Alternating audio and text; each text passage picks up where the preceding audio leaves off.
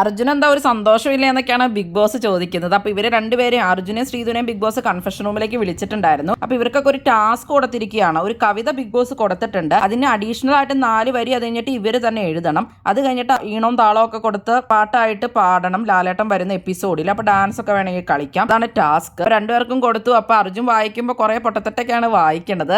അതുകൊണ്ട് big boss ഓരോ വേർഡുകളും കൃത്യമായിട്ട് പറഞ്ഞൊക്കെ കൊടുക്കുന്നുണ്ട്. ശ്രീധുവിനെ മലയാളം അറിയില്ല വായിച്ചൊക്കെ കഴിയുമ്പോഴാണ് അപ്പൊ ബിഗ് ബോസ് അർജുനോട് ചോദിക്കുന്നത് എന്താണ് അർജുൻ ഒരു സന്തോഷമൊന്നും ഇല്ലല്ലോ എന്നൊക്കെ പറയുന്നുണ്ട്. അവ സന്തോഷമായി ബിഗ് ബോസ് എന്നൊക്കെ പറഞ്ഞാണായിട്ട് ഇവർ ഇറങ്ങി പോകുന്നത്. ശ്രീനിവാസൻ അപ്പൊ ആയുഷ്കാലം എന്ന് പറഞ്ഞ സിനിമയിൽ പാടുന്ന കവിതയാണത്. ആകാശ ചെരുവിലാരോ പുലരിക്കിണ്ണം തട്ടിമറിച്ച് അതിനാണ് ട്യൂൺ ഉണ്ടാക്കേണ്ടത്. അപ്പൊ അർജുനും ശ്രീധുവും വന്നിരുന്നിട്ട് ട്യൂൺ ഉണ്ടാക്കുന്നുണ്ട്. അപ്പൊ അവര് പുതിയ സിനിമയിലെ പാട്ടുകളൊക്കെയാണ് പറയുന്നത്. അപ്പൊ ശ്രീധു പറയുന്നുണ്ട് മലരെ നിന്നെ കാണാതിരുന്നാൽ ഇട്ടാലോ എന്നൊക്കെ പറയുന്നുണ്ട്. അങ്ങനെ ഓരോന്നിങ്ങനെ ഇട്ട് നോക്കിക്കൊണ്ടൊക്കെ ഇരിക്കുകയാണ് ലൈവില്. ബിഗ് ബോസ് പിന്നെ ഇവരോട് ഇന്ന് സിനിമ കാണിക്കാൻ കൊണ്ടുപോകാന്നാണ് പറഞ്ഞിരിക്കുന്നത്. മഞ്ഞുമൽ ബോയ്സ് കാണിച്ചു കൊടുക്കാന്ന് പറഞ്ഞിട്ടുണ്ട് വൈകിട്ട്.